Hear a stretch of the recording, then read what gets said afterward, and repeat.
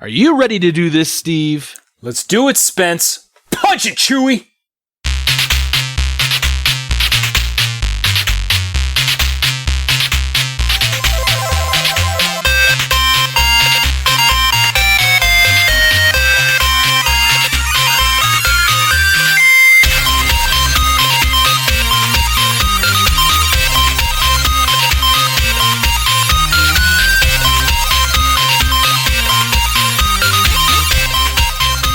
Welcome, super friends, to the Fortress of Nerditude podcast, a safe place to talk about all things in nerd and pop culture.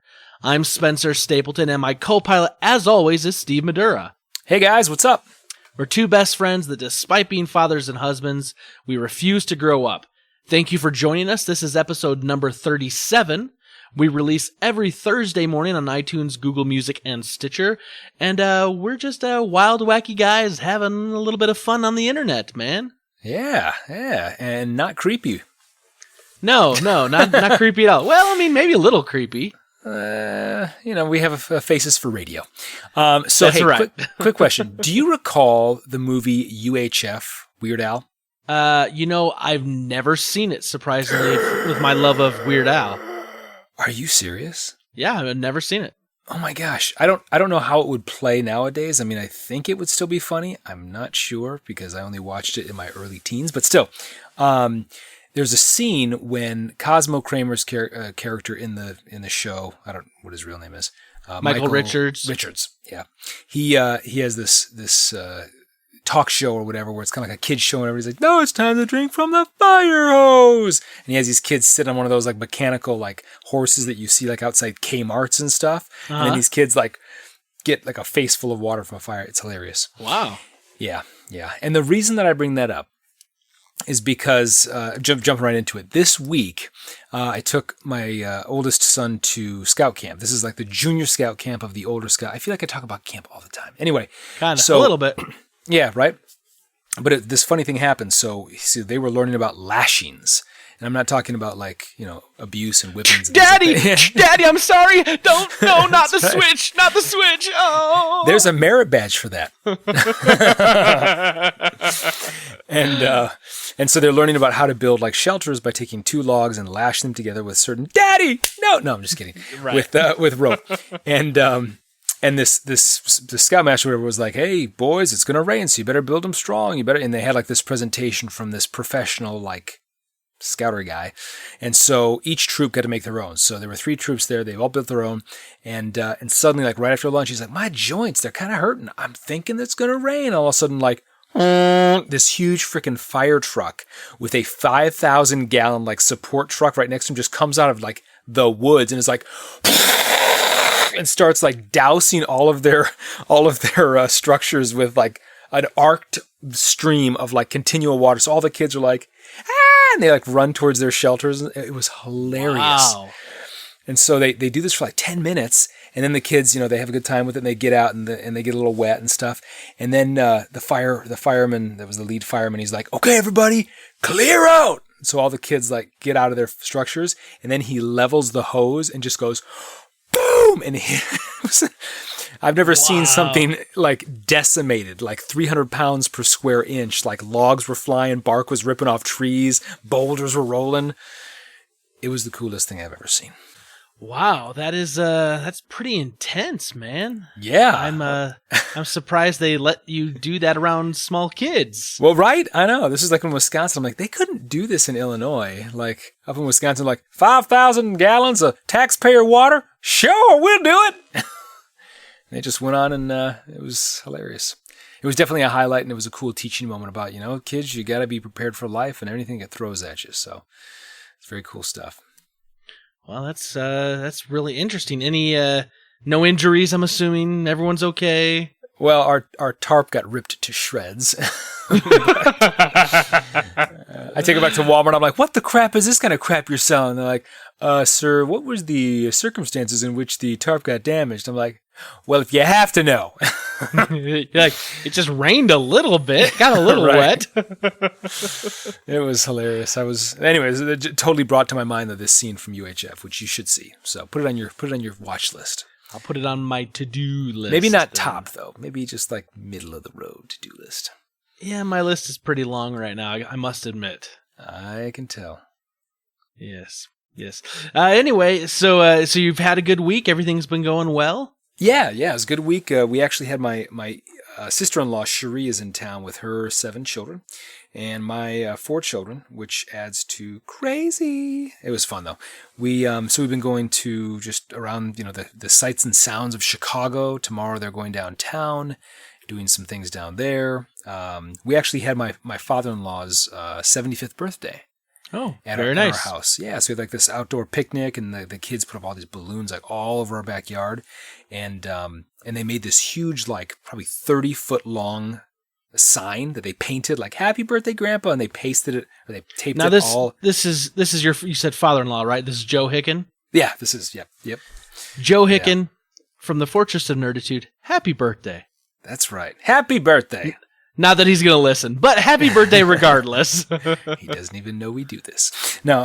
He's like, what's a podcast? Is that a radio show on the internet? Is that Dick Tracy and Little Orphan Annie? Can I get to that through the AOL.com? Ovaltine? No, he's pretty hip, man. He's pretty with it, man. He's he knows. No, he's a good guy. I've met him pretty savvy. Of times. Yeah. Pretty savvy. So, but anyway, it was a good week and a busy week. I actually interviewed 3 people today for some positions we're hiring, and it is so crazy. Like the gamut of people that you get. We've both obviously been, and many of our listeners have probably been on the other side of the table, right? When you're the one being interviewed, when you're the one bringing your resume and trying to look professional and all the rest. But sure. Man, one of the guys I interviewed today was he was like a personified turtle. He's like, "Dun-dun, dun-dun," and he talked like extremely slow. And anybody who knows me, I don't have patience for that. Was he kind of like Eeyore, like, how do you do? Exactly. I'm here to interview for the position. Except I forgot my tail. So, it was painful. Wow. Needless to say, it's hard to like maintain like excitement and like find out questions when you're just like, we should just end this right now. You're like, paint drying is more entertaining than this interview. Would I want to work with this person for most of my week? Probably not. I'll show myself out. Anyway. I know how that goes sometimes. Yeah. So anyway, but it was a good week. How was your week, my friend? How was your week? My week has been good. I have been playing a lot of Splatoon 2. Have I talked to you about this game already? Yeah, this is the paint one. You gave us kind of the rundown last week, and the kids loved it. And at that time, you'd only put about 10 hours in. Where are you now? I don't have a precise count yet. More.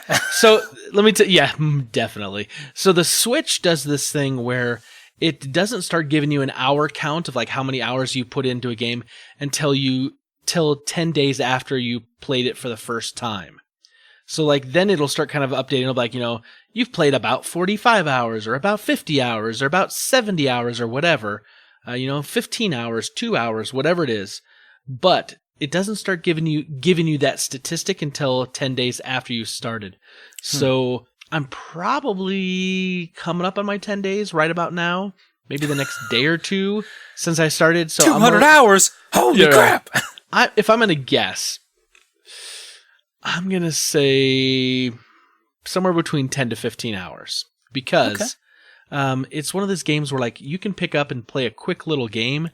Like, I mean, just you get on, you play a game and it's like maybe like 5 minutes and then you can jump back out, or you could play, game after game after game and just play that little turf war, man. Just try to get the most paint on the map that you can. And Charlie now takes turns with me. And you got to remember, Charlie's 4. Right. So he has a hard time getting his hand on the controller because these controllers are bigger than the old NES controllers we used to use as kids. Right.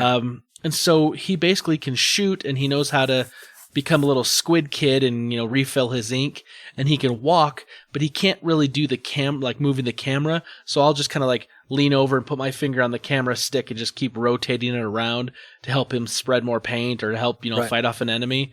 And then when he dies, then he hands it back to me and it's my turn next, which usually then means I finish out the match. And then Jackson we were playing tonight, and Jackson wanted to play some, and he's 3. And that was even more difficult to try to get him. Like, he lived for like almost the entire match, which was awesome.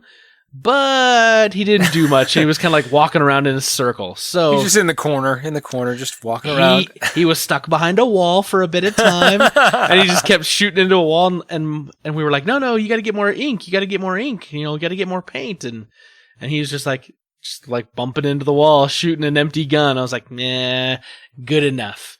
But anyway, so we've been having fun doing that. The weather's still been really warm, so we've been going out pretty much like every night and letting the kids have an otter pop and run around in the backyard. And so it's still, full on summer weather here. I mean, hasn't it been like a heat wave though? Because I read somewhere in the news it's been like 95 for like forever, a record number of days this summer. Yeah, today the temperature dropped into the very high 80s. And that was like, ooh, it feels cool because it's been really hot, but it's going to pop back up here in a couple of days. So, yeah, that's been really warm. You know what, Steve? I'm looking ahead to the end of October when I come back to the motherland and visit home. As am I. I'm having my 20-year high school reunion this year, and I'm getting excited because my wife and I have to make our travel arrangements here fairly shortly and make some plans and trying to figure out how much time we're taking off. But I haven't been to my hometown in about a decade. I wanted to take the chance to go see my father's grave and put some flowers on it. I haven't done that in about a decade. And everyone's kind of coming out of the woodwork on Facebook right now. So I'm seeing people posting on our little Sycamore High School 1997 class page, names I haven't seen, pictures I haven't, faces I don't recognize anymore, that I haven't heard of from these people in 20 years. And so it's kind of been a lot of fun to see people starting to get into the spirit and, interacting. And I'm thinking it's going to be a pretty good showing from what it sounds like. So I'm really excited. And of course, the highlight though is going to be eating at Giordano's. No, of course not. It's gonna be spending more time with you, my man. Back of my hand. We could actually do a live show, man. We could do not that it's not live, but we could do you and me sitting in the same room together, or we could even broadcast from a unique location, Henderson's. Henderson's though. Didn't they wasn't Henderson's bought out by someone and closed? But I tell you, Henderson's though, that's where you went and saw Santa. He'd ride the fire truck in on the parade, and then he'd go up to the third floor in Henderson's, and you'd go sit on good old Warren Pearson's lap and call him Santa. And you knew based on the smell of alcohol that it was Warren. No, I'm kidding. No, I'm just kidding. Yeah, Warren was a great guy. Anyway, I'm looking forward to that. I'm really looking forward to that. It'll be a fun time. It'll be a good weekend. Catch up with some, old friends and people I haven't seen in a long time. And then, of course, to spend some time with you, my man. I'm excited. Yeah, man. Well, that's cool. I am excited as well. So get out here. Now, the only thing that could hamper this or put a dent in this, locusts, is if the Cubs go deep into the postseason. I'm still coming out, but I'm skipping all the reunion stuff, and we're going back to Wrigley for the World Series if that happens. I'm telling you. I don't know. Based on how they've been playing as of late, Hey, they are first in the National League Central. You only have to get that spot. You get hot at the right time, and you can roll right through the playoffs and win it all. The Cardinals have done it time and time again. They haven't been the best team in baseball, and then Dodgers have been looking pretty darn strong, though. Dodgers are good, but man, if they go cold at the wrong time, it's over. You're done. It's true. So, plus, it's all matchups and managers and all that good stuff. So that's true. Keeping hope alive. Excited to have you. Excited to have you out here, man. It'll be awesome to reunite the mother with the motherland. So. I don't know what that means. Just go with it. Okay. Sure. Yeah. Yeah. We're excited. You know what? Let's jump right into our favorite part of the podcast. I'm loving it. Let's do it. Let's do it. I always have to let you know, many Bothans died to bring us this information. Rest in peace, you Bothans.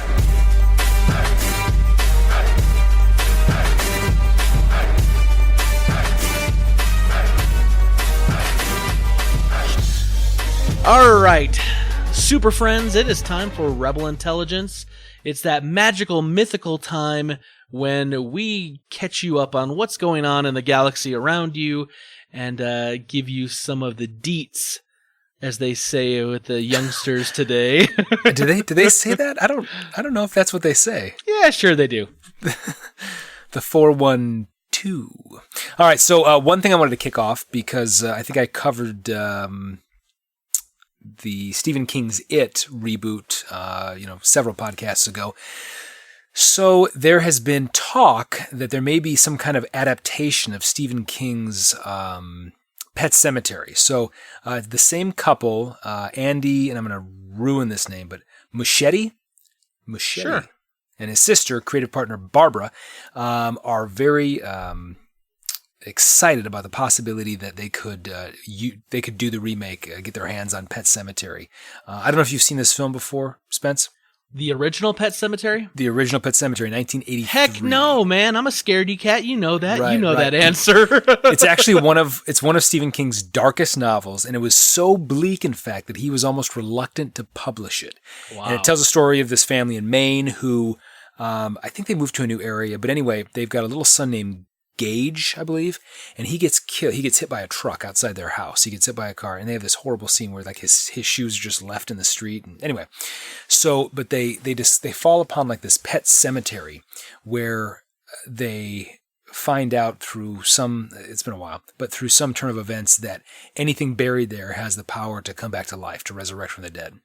And so they think, well, our son just died. Maybe we could bury him there and he would come back to life. Well, he does. But as you can imagine, things do not turn out so well for the family. He's not the sweet little cuddly boy he once was.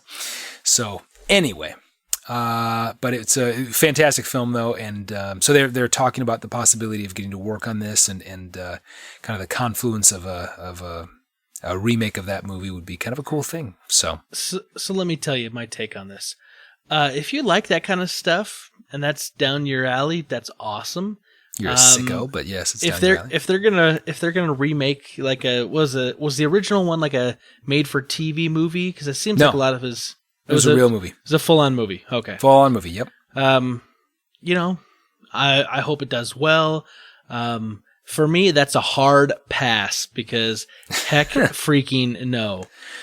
So there is this one scene. I will just mention this one scene that has traumatized me till this very day. You know I want to sleep tonight, right? I'm just going to say it real quick. So there's a part where I believe it's actually, what's his name? Donald Sutherland. And he's this old guy who lives in the neighborhood and whatnot, kind of a caretaker, maybe even a caretaker of the cemetery. And he's like walking through his house going like, Gage, where are you, Gage? This is after he's been resurrected. And suddenly this knife comes out from under the bed, slashes his Achilles tendon. He falls over and he's like, screaming, and this knife comes across and cuts both of his cheeks. Oh my gosh! It still haunts me to this day.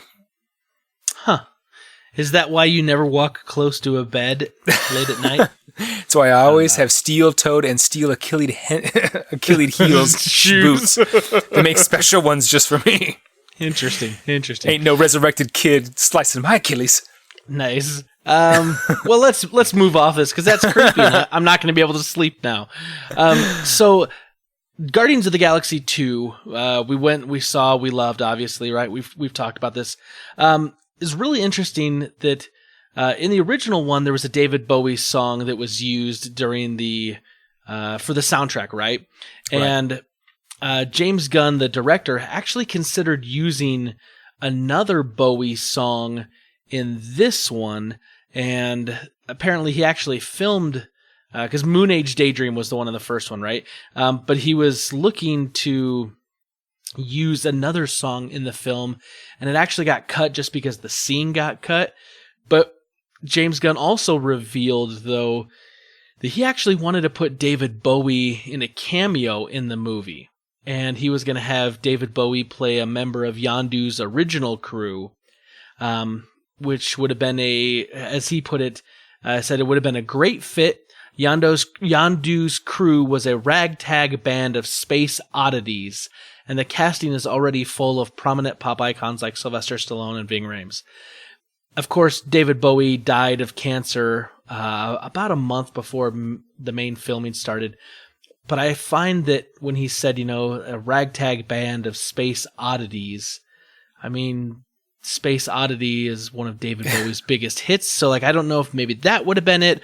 And then, of course, like, they actually used a Bowie song for the TV spot for the film. They used Suffragette City. That was from the album The Rise and Fall of Ziggy Stardust and the Spiders from Mars.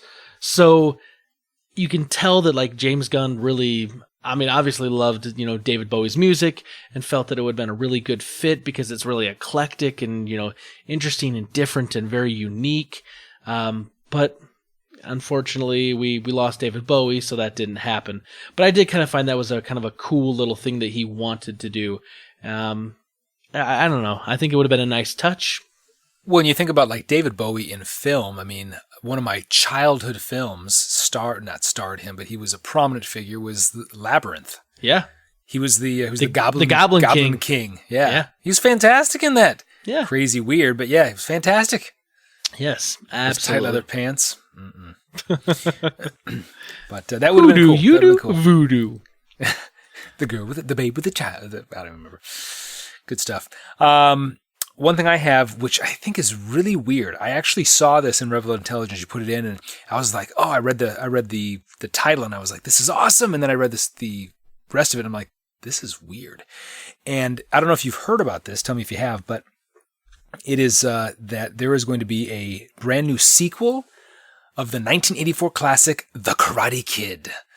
And I saw that, and I was like, that's cool. That's awesome. It stars like Ralph Macchio as himself, Daniel LaRusso, and it's going to be called Cobra Kai. It's also going to star William Zabka. Zabiskie.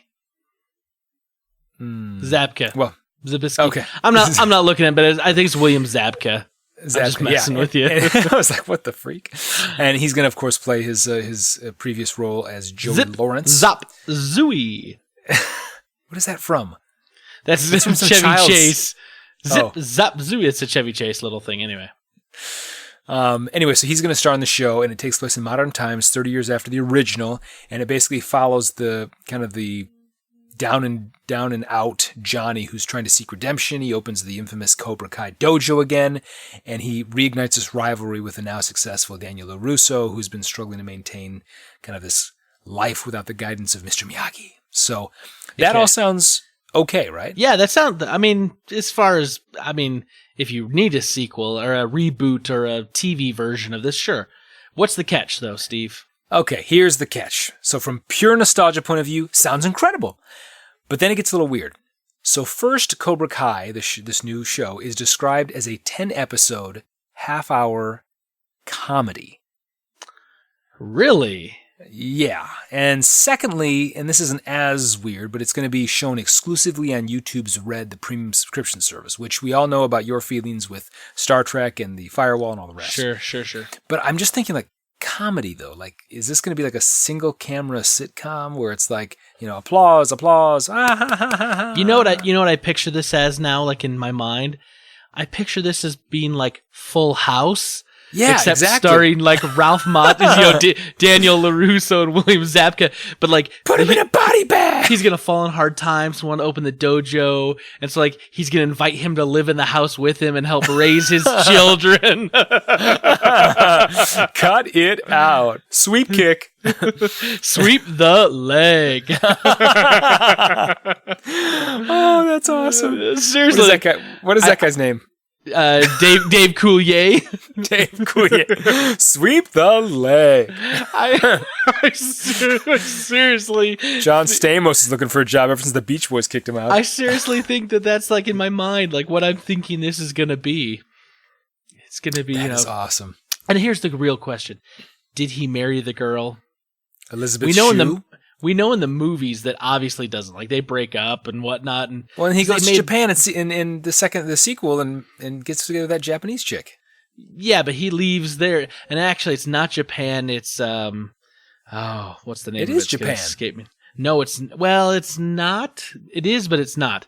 It's a little island. Okinawa? I don't think it is Okinawa. Okinawa's the big. It's this little place. It was like a little island that was basically used by the U.S. and right, have like which a is huge how US military Mr. Miyagi, base. right, and then Right. And it's gonna escape me now, and it's gonna drive me nuts. But I know, because in my head, dinosaur! I can like see it. He's like passing a gallstone over there. Anyway, now it's like, whatever happened to predictability? The milkman, the paperboy, evening Wax karate. in, wax off. Wow, that's too funny. You could totally set Mr. Miyagi's like training ritual to that song. We should do like a reboot of that. We should set it to music. Yeah, the first movie in Karate Kid was excellent. Great 80s movie. Second one is a guilty pleasure of mine. Yes, we know. The third one was pretty bad, I must admit. And then I don't even remember the third one. What was the third one? The third one was like, it was weird because like he gets trained by like a new mentor because Mr. Miyagi had passed away, and like this mentor is basically like an old friend of the original Dojo guy who's like trying to like push Daniel LaRusso to be more aggressive and do these things and like basically make him into a bad guy. And there's a whole thing about like he's trying to like save the little tree, the little bonsai tree that he plants down like at the way bottom of like this cliff. Oh, some cliff, right? Yes, I do remember that. And then there was the Karate Kid 4, which was the Hilary Swank one, where like Daniel LaRusso wasn't even in it, and I don't know, Mr. Miyagi was. I don't know. It was really weird. Like he came back from the dead as a ghost, and then I don't know. There's the Will Smith one. Yeah, Will Smith, Jaden Smith, his kid, Will Smith's kid, Jaden Smith. He redid it with Jackie Chan, which was produced by like a big Chinese company or a Chinese production house or something. And some people tell me it's good. I refuse to see it on principle because the original is a classic 80s movie. And that's right. You're never going to take my Elizabeth shoe away from me. No way. I didn't know there were 5 sequels to that movie. I had no idea. Technically 3 sequels and a reboot. So okay. Now we're going to get the Full House version of Karate Kid. 5. The Milkman, anyway. Evening Karate! Ooh. So this is kind of interesting, Steve. I don't know if maybe you saw this. For many people, they identify with Batman as the Batman they were introduced to. So like if I say to you, Steve, who personifies Batman to you? Michael Keaton. Right. Okay. I would say the same. I know other people that would say Christian Bale. But there's a whole generation of about a decade between the Val Kilmer, George Clooney mess that people forget before you ever get to Christian Bale, who saw Batman on the animated series, on the many animated series. And Kevin Conroy is the voice of Batman. Of course, yes. And he's done Batman in the animated series. He's done Batman in video games. He's very well known for that, which is kind of funny because like Mark Hamill, who we all know was Luke Skywalker, the actor that plays Luke, he's actually well known. I mean, almost as well known for playing the voice of the Joker in the animated series. And we talked about the Mark Hamill reading Trump's tweets in the voice of the Joker a while back. But Kevin Conroy has he's recorded the speech given by Christian Bale at the end of The Dark Knight, where he's like, you're going to have to hunt me. I'm not the hero you need, but I'm the hero. You need me to. The film Gotham needs. I'll be who you need me to be. Blah blah blah blah blah. Like that whole like iconic speech that a Christian Bale did. Right? Yeah. It's this great speech, and they're kind of showing at the end of it like all the people, kind of going there, and then like at the very end he's like riding off on that bat cycle. Well, Kevin Conroy's recorded that, and someone actually tried to match it up with the video and try to make it. And it looks pretty close. You see a little bit of inconsistency. At times it feels like you're watching some Japanese dubbed movie, but most of the time it's pretty good. But I mean, if you're a fan of Kevin Conroy, you should go check that out because it's kind of cool if that's your version of Batman. I always liked the Batmobile as depicted in the animated series. It was kind of like this Art Deco kind of. I know there was numerous, iterations Sure. of the animated series, but I do remember I used to get home from school and watch those, and they were pretty. They've actually won a bunch of awards, haven't they? Oh, the animated stuff, yeah, for sure. So, and I'll tell you, like as far as Batmobiles, like I wasn't a big fan of the Tumbler. As far as just being like the Batmobile, I mean, it's kind of a cool looking vehicle, but that could be like any kind of cool looking, vehicle. Army-esque, yeah. Off-road, yep. But for my money, and this is because nostalgia probably, the 1989 Batman with Michael Keaton, that Batmobile, I remember was a big departure from the Batmobile of the 1966, Adam West, Burt Ward series. But I loved the Batmobile in the 1989 Batman. I loved it. Oh, it was sexy and slick and just like, the fire coming out of the back with the turbine. Yep. That actually, so the same one that you got a picture of with Nikki Tunnell at Great America still sits there today, and I pass it often. So. Yeah, I do remember that. And that picture also, I think, is me with overalls with one strap up and one strap down, which was the fashion at the time. Crisscross will make you jump. Right. Mac Daddy make you. Yeah, you were Mac and Daddy. All right, what else you got for me, Steve? All right, so one thing that I wanted to say was, and this is again kind of more your world than mine, but Star Trek II, The Wrath of Khan, widely considered the best Star Trek film ever. Yes, absolutely. Is getting a special theatrical release this September to celebrate its 35th anniversary. And what I thought was kind of cool about this is it'll be, a limited release, 600 theaters across the country. You can buy tickets in advance, etc. But it will be preceded by a brand new 18-minute interview with none other than the Shat, William Shatner, about the making of the film. So we talked about this with 2001: A Space Odyssey, about being able to see some of these iconic films in the theater, which I think would be a cool thing. And this is, as everybody, I mean, I love this film as well. It's a great film, and to be able to see it in the theaters would be kind of a surreal experience. So what do you think? I'm going to go see Close Encounters of the Third Kind when it comes back out. Right, to celebrate its anniversary. I've seen Wrath of Khan so many times, and I kind of thought, well, what's the point in spending money? I mean, I own it.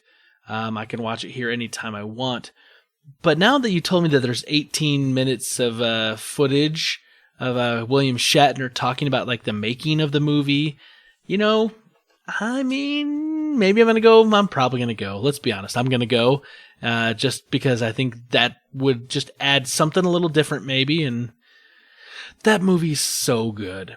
I mean, I mean, it looks a little dated now, but in the Star Trek, world, you had Gene Roddenberry, who had his hand all over Star Trek: The Motion Picture, which was slow and just really drawn out. Like there's times when you're like, nothing's happening, and nothing really happens until close to the end of the film. And Nicholas Meyer, who took over and wrote a lot of the screenplay for Wrath of Khan and then directed Wrath of Khan, he really introduced a lot of things that now we associate with Star Trek. I mean, he really militarized a lot of it. I mean, with the way he made the uniforms look, they look more military-esque. The whole thing with like at the end of Wrath of Khan, when Spock dies, they put him in the photon torpedo tube and they shoot him out, but like they're playing like a funeral service, like they were burying someone at sea. He really gave it a very Navy feel. And then he did some other things in the film that really have just kind of stood the test of time and really had a massive impact on the whole series of Star Trek going forward. Films, TV, everything. So it is definitely by far one of my favorite Star Trek films. I think it's the best Star Trek film there is. Not perfect. I mean, nothing is. And it does look a little dated at times now, but it's an excellent movie. If you haven't seen it and you're listening to this podcast, I'm going to question why you haven't seen it, but go see it. It's definitely worth it. Yeah, I think, there's a few things as I read through the article as well that I thought were kind of cool. It talked about how there's been rumors over the years about Ricardo's kind of wearing a prosthetic or something like that because he looked really, muscular in this film, and everybody's like, I think that was probably like, not photoshopped, obviously, but William Shatner enhanced, and William Shatner put it to rest to say no, he actually had some spinal injuries with a horse that rolled over on him in a previous filming of another movie, something about the wild Missouri, across the wide Missouri, and so because of that, he'd always walk with a limp, but he had to compensate by strengthening his upper body, so he was actually a pretty strong specimen of manliness. So it's a great film, and we might see some additional never before scenes as well in this as part of our treat. Ricardo Montalban. That's right. Pleasure Island. Yeah, I know people know him. But for me, he is Khan. Always will be. That's cool. I'm really excited for that. Here's one last thing I've got here for you. So we live in a day and age now where everything's digital, right? I mean, you can get access to whatever. But because everything's digital, emails and, data and, work documents and contracts and everything, we live in a perilous time where anything that you put into electronic copies potentially could be stolen. Well, HBO was hacked this last week, and HBO lost a lot of information, including an episode or script of the episode of Game of Thrones, the 4th episode that just aired last night, was released. There has been emails that have been released. There's been photos that have been released. There's been all sorts of stuff that's happened that's kind of come out, and some of it's looking pretty embarrassing. And it's just kind of a big treasure trove. Now, of course, the big thing people are talking about is Game of Thrones, because Game of Thrones is one of the largest shows out there right now. It's got millions of viewers. It's a super hot property for HBO, and they lost that. Well, HBO is now saying it actually wasn't the leak that lost the episode, because apparently they're saying that it was in India there was a company that was going to be distributing it in India, and they lost a copy of it, and so there was a bunch of data and stuff that came out from there. But I mean, in this thing, like in this leak, there's like financial data of senior HBO executives that's been released, like banking details, health records, employee. Oh, so it's not just the script. No, not just the script. Oh, not the script and not pictures.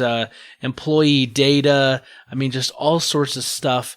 So this could be bad. I mean, you remember when Sony got hacked a while ago? Sony lost all this stuff, and then Amy Pascal, who was the head of Sony Pictures, ended up stepping down. And it was kind of through that hack we saw that the first inklings that Marvel and Sony were trying to find a way to work together on Spider-Man. Right. And I remember that. Eventually that did come to fruition, and that did happen. So that was kind of nice for us, for the fans. But I mean, obviously that big hack by Sony was really embarrassing to them, and they lost a lot of stuff, and it was really damaging. And so we'll see what happens with HBO. I mean, we were just saying, I think, last week, that HBO, made an interesting decision with their new show Confederate that they've got coming up, but they've got tons of money and they can do whatever they want. They're HBO. Well, we'll see what happens after the fallout of this scandal. That's interesting. It seems like it's not a matter of if, but just when. I mean, it's happened to Home Depot with their, records. It's happened to the likes of Sony. It's happened with their own government, obviously. It's just a matter of when. Yeah, pretty much. So the bottom line is, kids, don't take new photos of yourself, because eventually they're going to get out there. Right. Good advice, Steve. I'm glad you're looking out for the children. It's all fun and games until you go in for an interview and that comes across the desk. Right. Well, that's all I've got for Rebel Intelligence this week. You have anything else? That'll do it. Well, let's move forward then, shall we? Better than back. Yes, Steve. We did something last week that we don't usually do. And that is, we forgot to ask a question. Usually we ask a question to our super friends and we get their answers. And this last week we totally forgot. So I put out the question on social media to our super friends and said, here's the deal. Ask us a question and we'll give you some answers. And I said, we may have to plead the fifth if there's something that's incriminating, but we'll do our best. So we got a number of responses and a number of messages, and so we're going to get into them. The first I'm going to get to, though, I'm going to go to email. I'm going to go to our friend Peter Christensen because he actually wrote in prior to me putting out the call for questions. But he says, okay. Dear nerds, if your audience of Spaniards and Kiwis is growing like you claim, you should set up a Patreon account for the podcast. It's a website that lets fans support creators, and if you open it up, you could find yourself in a sparkly cocktail dress in San Diego next summer. Ooh. Now, that's Peter, we've actually talked about doing a Patreon before and whether or not we felt it was maybe the right time or if that was something we wanted to do. And I'd say, Steve, it's fair to say we're kind of still on the fence about it. We haven't made a decision one way or another. Agreed. Yeah, we talked about it, and at the time, I think we probably chose not to, but that's never something that the door's never closed on that. Right. Yeah. So, if we were to do a Patreon and it were to get us to San Diego and I had to wear a sparkly cocktail dress, well, so be it. But I'm going to think that maybe that's not going to happen only because Steve was trying to blackmail me into cosplaying and taking a picture for this week. And it failed miserably. I don't believe we got the necessary requirements to make that happen. So we'll see, though. Like I said, the door's not closed on the Patreon idea. It's a possibility. I just don't know if it's something we want to do or if maybe it's, I don't know how much worth the effort it would be and what we would need to do. We'd need to look at it a little bit more, I think. Right. But it's not a bad idea. Definitely. Thank you.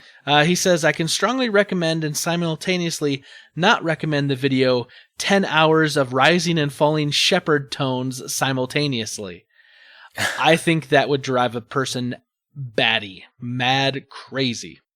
He says, Spencer, I couldn't find a picture of the Ready Player One logo. When you find something like this, could you put a link in the show notes? Peter, I can do that. And for you, my friend, I will see if I can just put it up on social media this week. And then, going forward, I will see if we come across stuff like that people may not have seen, see if I can toss them up in the show notes. Done and done. He also says, P.S. Now I can cross incepting Caleb Albers off my to-do list. So, list of people to kill. Right. List of people to incept. So, right. Thank you, Peter. Let's roll over to the Twitters, and we will start with the questions. Steve, in fairness, I've seen these just briefly, but I have not prepared any answers, so we're doing this fresh together. Okay. Yeah, sure. Okay. Trash Turkey at Trash Turkey says, what 80s or 90s cartoon would you reboot for kids today? Thundercats. Done. Dang you. That's my answer too. Thundercats. Freaking love Thundercats. And it's funny too, because I talked to a lot of people and a lot of people have seen it, but I don't know. I don't feel like a ton of people watched it. There were the standard He-Man and the Smurfs and the Transformers and the G.I. Joes, but I felt like Thundercats was just like an unsung hero of 80s cartoons. It like the animation was different than most American cartoons at the time. Different. The story writing was really good, and Chitara. Yeah. Here's where the creep factor comes in, as we talked about earlier. I was the kid, man. It's a cartoon. So is Jessica Rabbit. No, but no, and the action was really good too. So I would say reboot that junk, and I would watch it and put my kids in front of it all day long. Yep, I would do Thundercats. That would be my first pick, easily. If I were to go with something else, just to give you a different answer, even though Thundercats is my answer as well, 80s, 90s show, or a cartoon that I would reboot. Ooh, I mean, problem is like you couldn't do like a G.I. Joe now because G.I. Joe was very specific, with the kind of the propaganda, the Cold War, like it just wouldn't play right. He-Man is just, no. and I would say Ninja Turtles because that would be easy, but like they've done that a few times already. I don't know. I wouldn't. Oh man, I'm trying to think of a bunch of other like cartoons. Because they're like redoing whatchamacallit, DuckTales, like that would be, yeah, exactly. Tailspin, maybe that's another one. Maybe that would be Tailspin. I like Tailspin a lot. I like Tailspin too. It was a close second, and didn't it have some crossover with DuckTales a little bit? Or It did from time to time. But Balut and that guy with this kid with the surfer thing on the behind, like surf the clouds. It was what they called the wind foil. Is that what they called it? They called it? It was like they called it a airfoil. Airfoil. Yes, airfoil. I think that's it. Yeah. Yeah. So maybe I'd go with that, but really, it's Thundercats. Oh, Tailspin. Oh, Tailspin. All right. Grouchy Surge at backlog_blues says, at what point will all these superhero movies and TV shows have jumped the shark?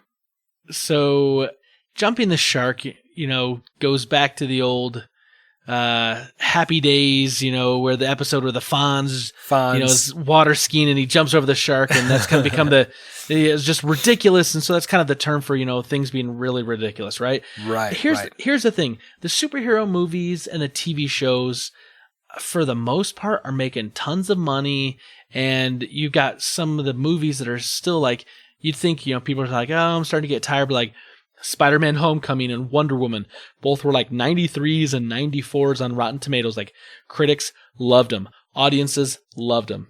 They made a ton of money. The TV shows on like the CW with like Arrow and The Flash and Legends of Tomorrow and Supergirl doing really, really good. The Netflix stuff, the upcoming Defenders and The Punisher, and you got like the Jessica Jones and Luke Cage and Daredevil that I'm watching currently right now.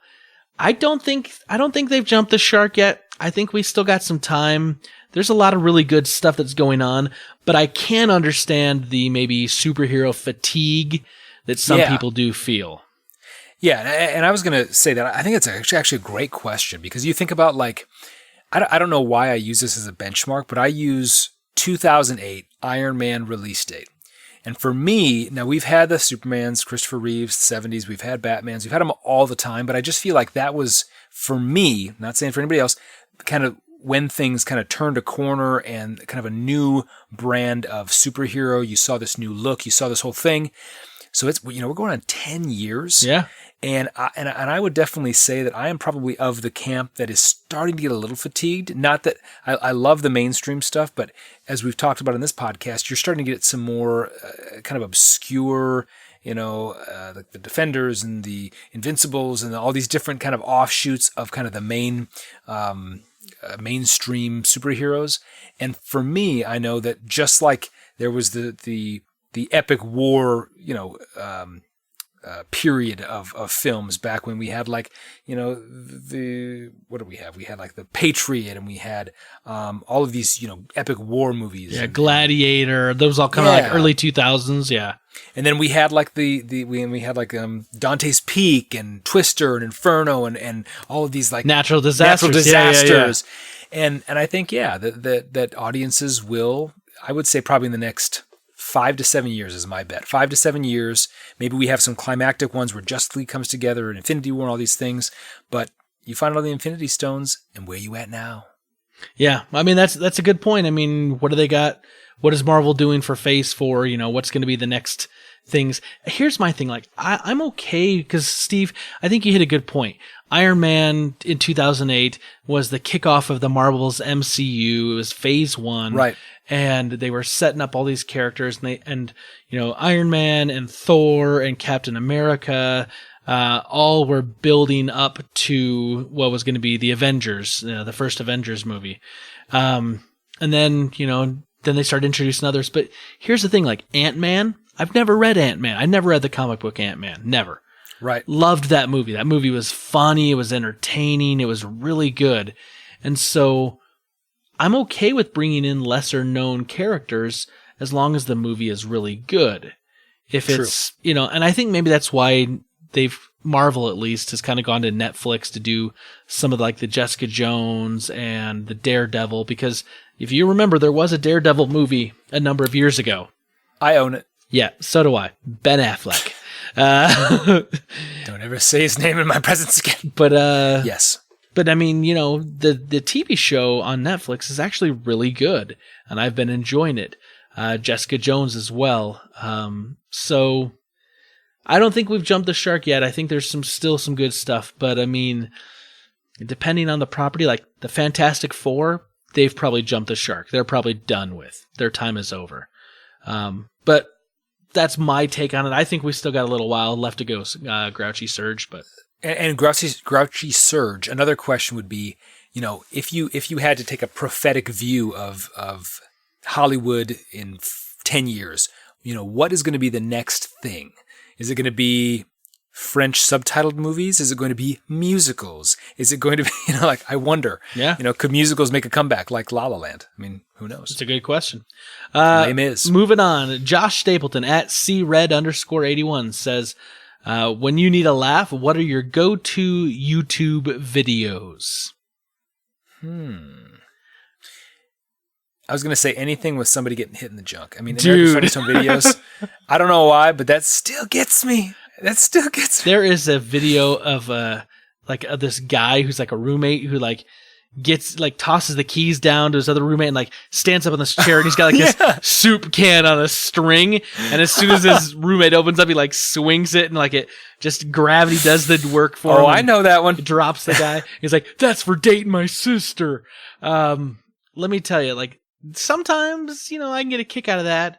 I also love going back and just watching like quick little clips of either The Office or Parks and Recreation. Okay. Because like or sometimes even the blooper reels of both of those. Lately I've been watching some of the blooper reels from the seasons of Parks and Recreation and just laughing myself hysterical at some of the jokes that were not fit to air on the show, but were really funny. You know, I don't mind a little Stewie and Family Guy every once in a while. I mean, that's a guilty pleasure. Yeah. You know, another one would be, and this is another guilty pleasure that I should slap my mouth, but every once in a while, a little Chappelle. Oh yeah. Oh yeah. Definitely. And then there's this one episode as well. It's where this guy is at this construction site, and he's building this house for this family that didn't have a home. And then he runs up to this porta potty and he tips it over, and then he runs off camera. That is hilarious. Spencer, you know that one, don't you? I think I've seen that one. Yeah, I think I've seen it. Yeah, because you were in it, fool. That's right. I don't know what you're talking about, man. You starred in it. Yes. I think YouTube took it down. No one was watching it. Moving on. The Geeky Nerd at dspin67 says, what is the weirdest thing you've ever eaten, and where did you eat it? Would you eat it again? People are going to hate me for this, and I may even get death threats, but I've eaten baby kangaroo in Puerto Rico. What? Really? And it was delicious. Really? Yes. Carrie and I had it when we were down there. They're like, we have some kangaroo on the menu. I'm like, I'll take that. Wow. Yes.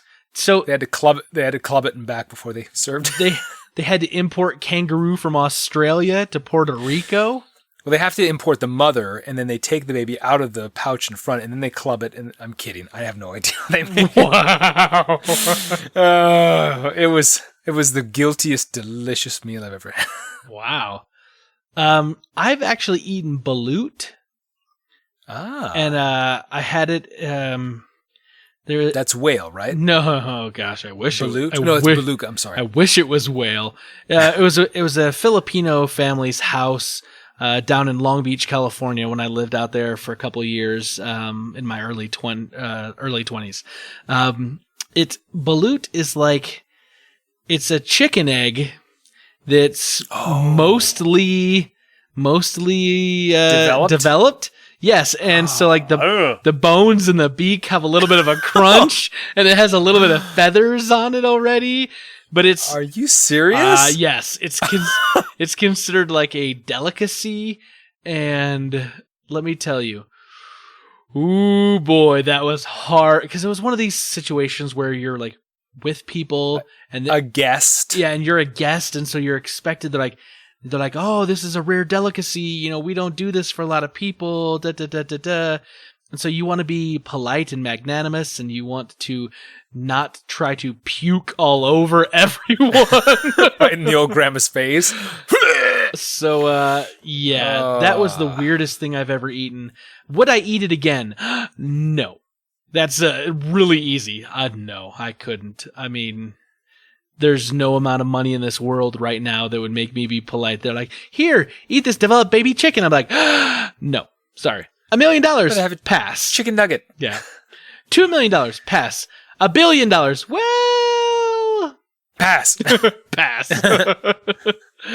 I'm going to have some kangaroo. I'm out of here. Right. Baby club kangaroo. Moving over to the Facebook. We've got Caleb Albers. He says, I got one. Did you even read my last answer before reading it? And he says, Infinity War was only half of it. So yes, I did read it, by the way. It says the other half was about the Lego Marvel Superheroes 2 that's coming out in November. I pre-ordered the deluxe edition, which comes with early access to the comic book original of Guardians of the Galaxy.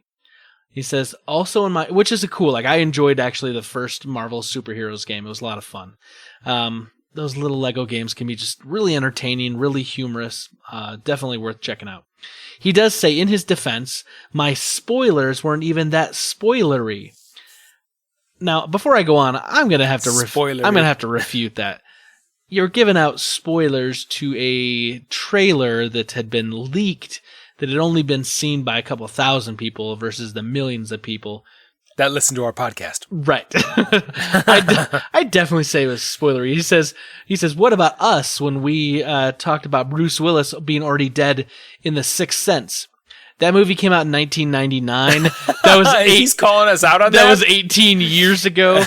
I think the statute of limitations on spoilers is past at this point. Let's not talk about the patriarchal relationship between Darth Vader and Luke. Yeah. Sorry. Yes. Anyway, says, still love the show. Just don't be surprised if you find some kryptonite in your pockets next time I see you, Krypton.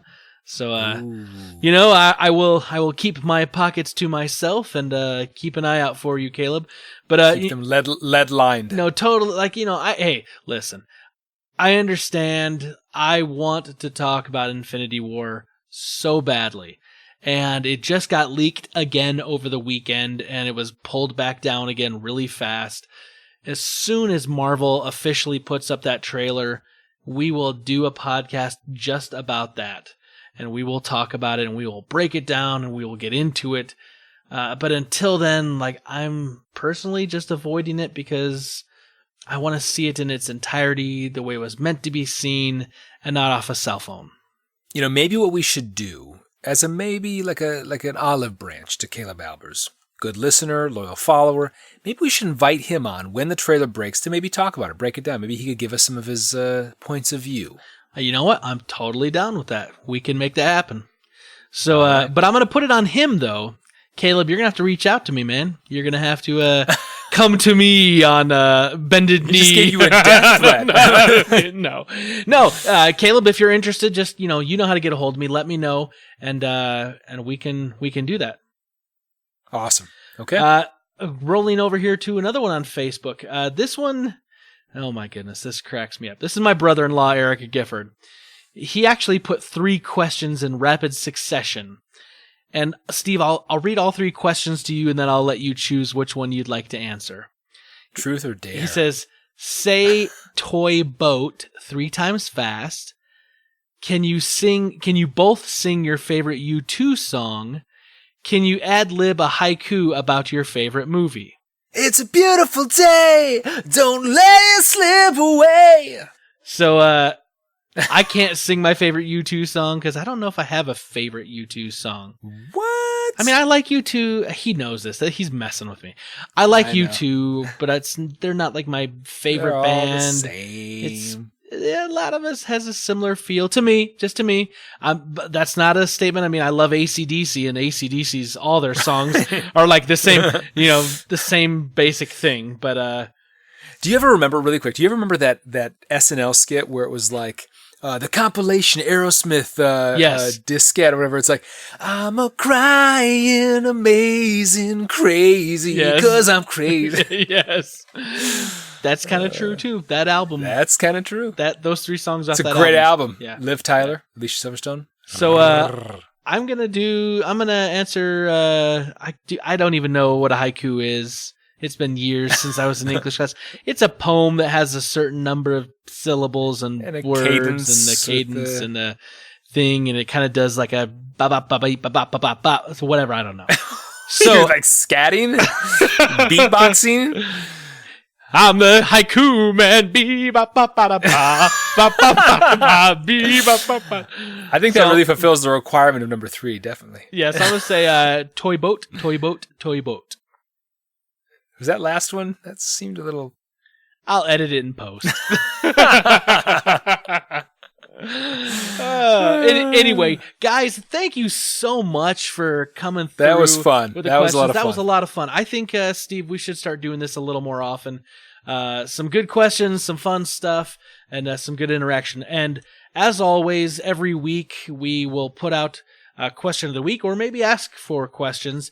And we're going to do that on Twitter at FortofNerd, Facebook at facebook.com/FortofNerd, or you can get us on the old email at fortofnerd@gmail.com.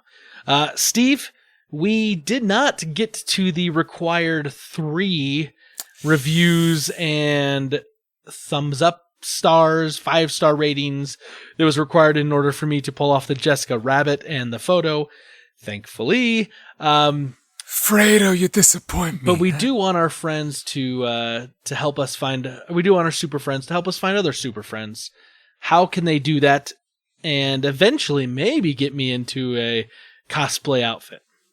They can rate us on iTunes, so the Fortress of Nerditude isn't as hard to do as Spencer saying toy boat 3 times fast. It's not that bad, right? Well, that'll do. That'll do.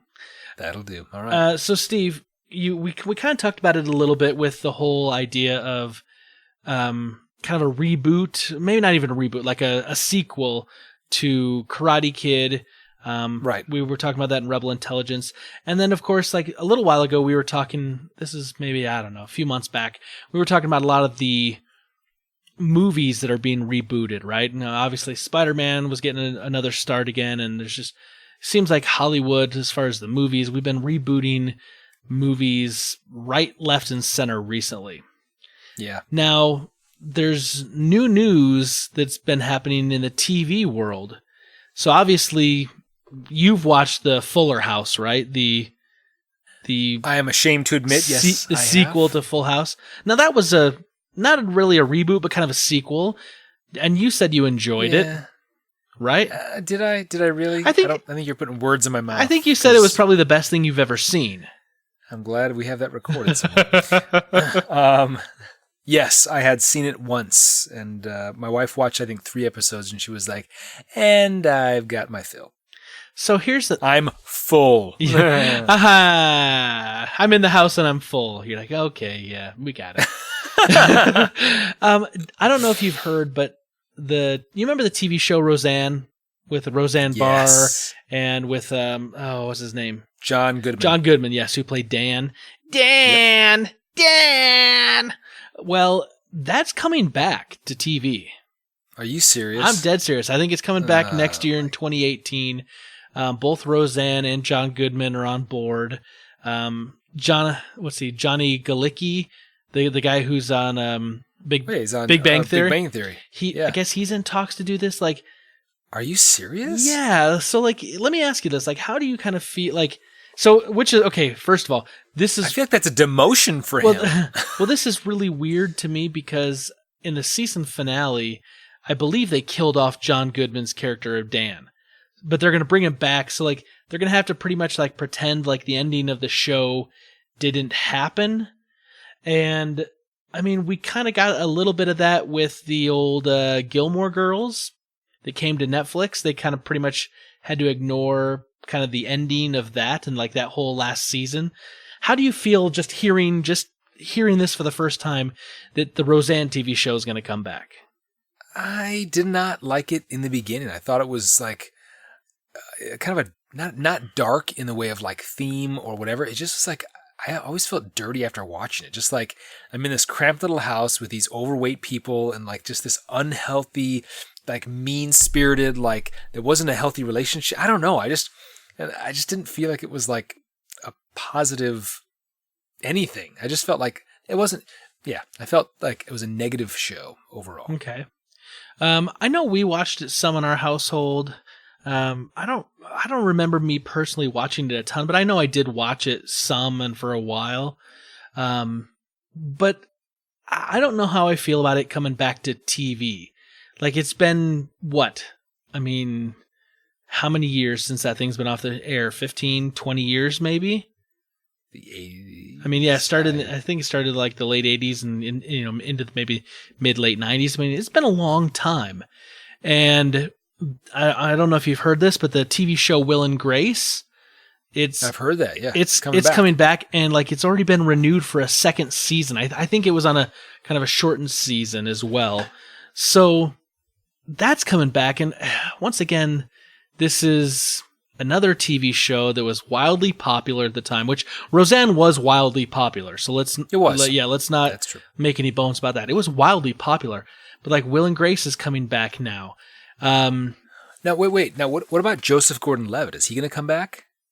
I mean, I just see like I see him and the Big Bang Theory guy. I mean, they were because he was the Joseph Gordon-Levitt was kid. Like, yeah, that was Third Rock from the Sun. No, really? I swear that he was in. No, you're right. Yeah, that's Third Rock from the Sun. That could be coming back. Huh? John Lithgow. I love John Lithgow. He's amazing. Harry and the Hendersons. I was going to say the bad guy from Cliffhanger. Oh, nice reference. I don't remember his character's name. Obscure, yeah. John Lithgow. Or how about the the preacher from Footloose? There'll be no dancing in this town. There's a time to dance. Anyway, I don't know if you've heard this, but NBC, there's this new news article that's out there right now that says that NBC, if like Will and Grace, because obviously Will and Grace was a big NBC hit for them, but the chairman Bob Greenblatt, he basically is saying that he's looking to find a way to bring back these shows, and let me tell you them: The West Wing, The Office, ER, and 30 Rock. Wait a minute. These are like how many years has The Office or 30 Rock been off the air? Like 5 years? I'd say 30 Rock has probably been off the air. Yeah, maybe 5 years or so. The Office has been off probably about the same. ER has been off TV for probably 15 years. The West Wing's been off the air for a decade now. You liked The West Wing, didn't you? Listen, I love The West Wing. The West Wing is probably one of my favorite TV dramas of all time. I mean, it was political and it was really smart and written very, very well. Whether or not you followed, politically one side of the spectrum or the other, like it was just a really interesting like study of the senior staffers around the president, trying to help a president like get done things he's trying to get done and run for re-election. And it was great. But like the show ends at the end of President Bartlett's second term of 8 years. He leaves the office. And his multiple sclerosis is advancing. And so he's like now having to like walk with canes or sometimes like be carried or, put into a wheelchair at times. And so like his story's kind of going on and a new president was elected. But here's the thing. If you wanted to reboot that show, which I think would be difficult because first of all, I think you have to get Aaron Sorkin on board because, I mean, he was the man that wrote that show and really, put his, kind of all that hard work into it to get it good. But it was also the casting. I mean, that's right. And sometimes you can't recreate that. Yeah. There's like a magic, there's a chemistry that happens that you just can't add in new people or. Right. And so I look at it and go, okay, Bob Greenblatt, chairman of NBC Entertainment, he's wanting to bring back like some of the bigger hits.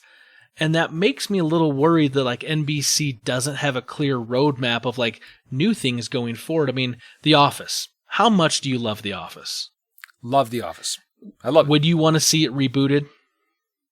No. Neither would I. I really wouldn't actually be interested. I mean, it was what it was and it is what it is.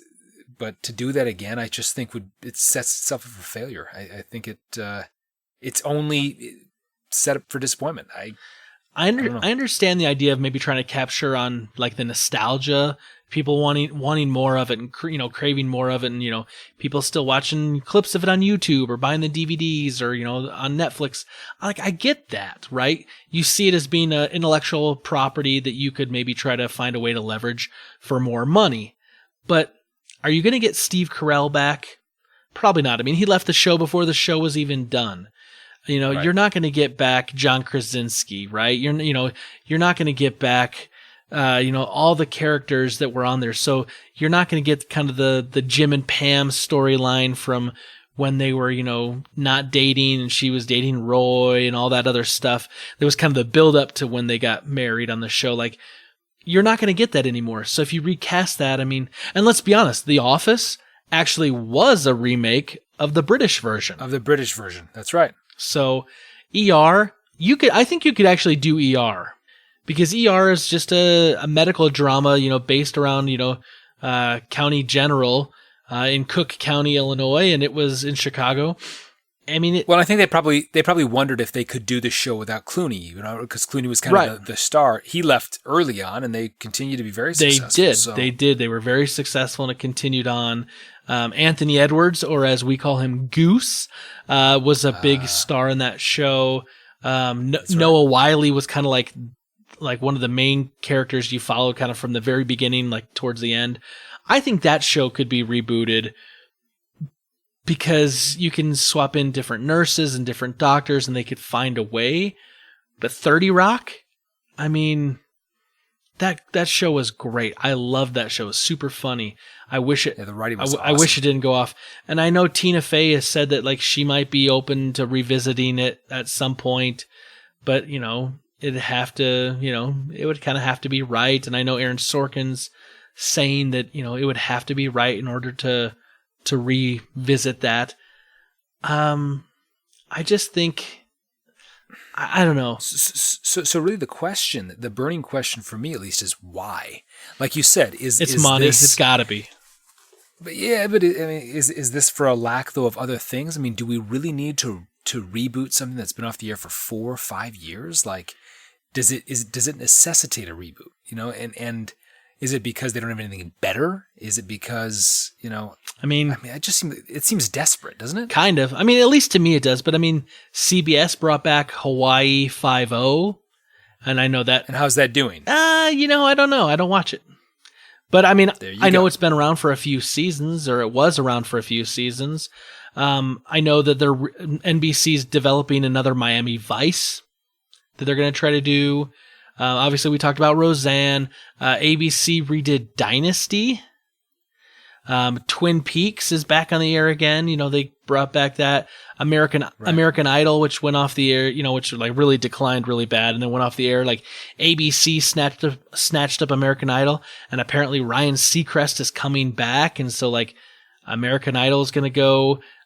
Even like MTV's getting back into it. Like they're bringing back Total Request Live, TRL, which is kind of funny because it's like MTV doesn't play music videos anymore. So yeah, and who's requesting live? Like yeah, it's called YouTube or Spotify or anything else. So I just find it really interesting that like it seems like television now is moving kind of in the direction that movies have been for a while. Like let's go back and reboot our greatest hits and find a way to to make more money. So my question is, how long before we're going to turn on the TV on a Thursday night and we're going to see Jerry Seinfeld and Friends and, Frasier, and we're going to see, because, I mean, look at that. Like, think about that for a minute. You had Friends, you had Seinfeld, you had Frasier, like, all three of those were like on Thursday, and then it led like right into like ER.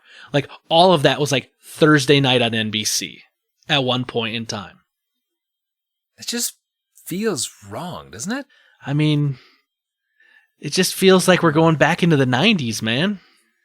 And I just don't think, I don't think those things are going to play anymore, right? Full House was successful because of when it was set, and not like when the show was actually set, but like the time period in life when, things were simpler then, and people, enjoyed a good sitcom, whereas people don't really go for that kind of good, warm, fuzzy feeling anymore. They want more raw, and they want more this, that, the other. So that show just doesn't, it feels campy now. Yeah. And it doesn't play well. I agree. I think the half-hour comedy format's definitely changed. So there's a TV show my wife and I are watching right now on Netflix, a little bit here and there, called Life in Pieces. And it's, I believe it's on CBS.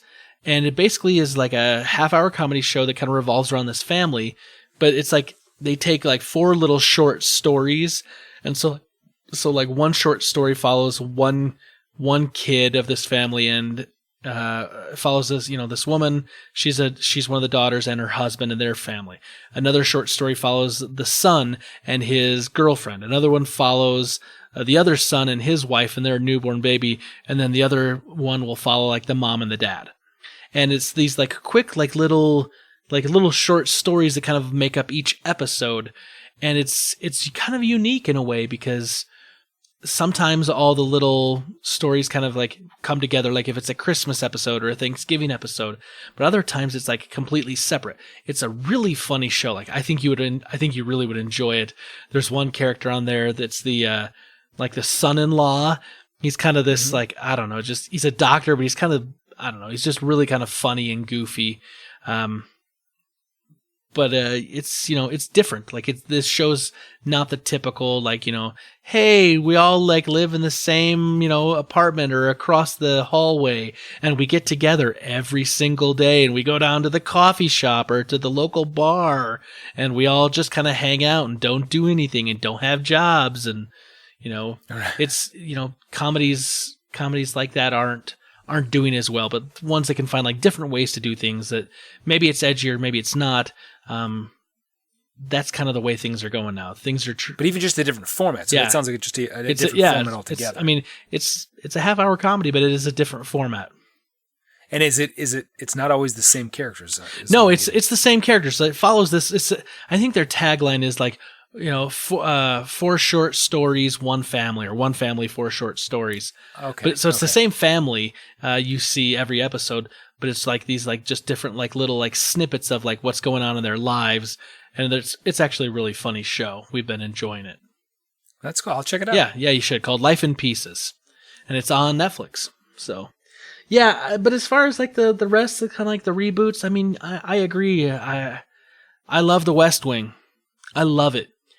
I don't think if it came back, it would be what it was. And I think that would hurt my heart more to try to watch something that was just like an obvious cash grab than before, where I felt it was like, there was real hard work was put behind it. Like, you know what I'm saying? Like when you watch something where you're like, obviously like the writers and the directors and the showrunner like put their heart behind it, versus something's like, this has been going on for like 10 years and we're just kind of coasting, and this is a cash grab at this point. I liken this to like a summer fling, where you like go up to like some camp and you meet this girl and you have this fling and stuff like that. And then like you get together like someplace else and you're like, this is really awkward and not like it was before. And none of the magic is there. And I don't even know you. Yeah. Yeah. What's with you in camp, by the way? I like the outdoors. Okay. Very, very, very well. So Steve, let me ask you this. Because we talked about this actually kind of Grouchy Surge's question. If you could reboot a TV show, which TV show would you reboot? Like, what do you think would actually play in today's TV market? The Middle. The Middle.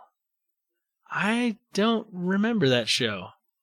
That's the one with the mother, Ray Romano's wife from Everybody Loves Raymond.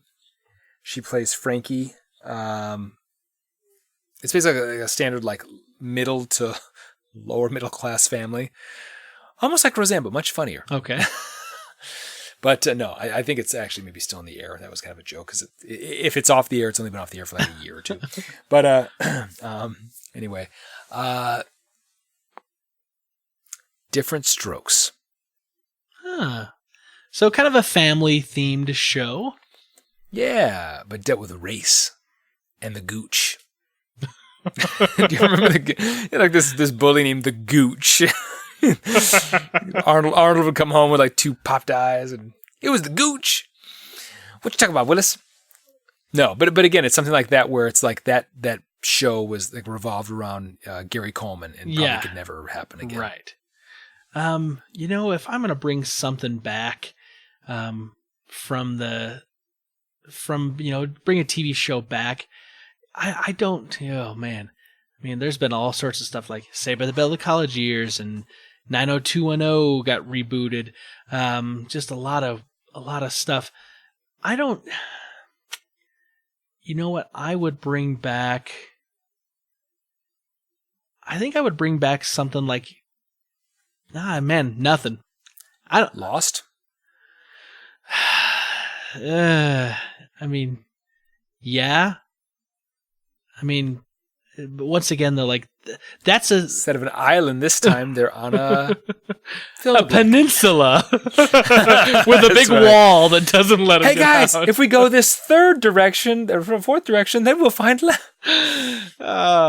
No, I mean, there's just shows that like, they were really, really good. Like I loved The Shield that was on FX. I mean, it was gritty and it was dirty.